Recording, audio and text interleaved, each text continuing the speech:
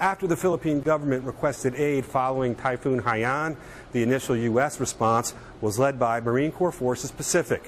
One of their first moves was to stand up the Crisis Action Team at Camp Smith in Hawaii. The Central Philippine forecast calls for continued afternoon showers and thunderstorms. The scope and the magnitude of the situation on the ground, it was immediately apparent that 24-hour operations were needed for the Crisis Action Team. Provide support for the operating force that's getting the mission done on the ground. And so the Crisis Action Team, or CAT, began coordinating with 3rd Marine Expeditionary Forces to bring humanitarian aid and disaster relief to the Philippines. I think what you're going to have is a C-17 that's going to support your movement. Structures were essentially wiped away. People were exposed and in need of relief, supplies and water. One of the key responsibilities of the Crisis Action Team in supporting Operation Damayan is directing joint U.S. military efforts.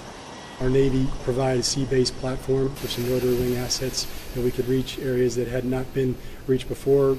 The Air Force did a great job opening airfields. It offered us the ability to push more supplies even more rapidly. The Army, with the Joint Logistics Coordination element that flowed in, is just optimizing and making it more efficient how we distribute those supplies.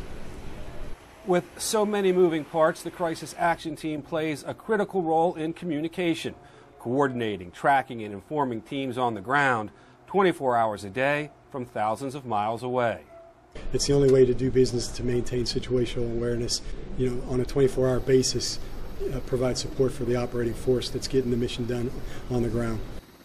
The CAT has helped joint forces and the international community bring tons of supplies and relief to thousands of people.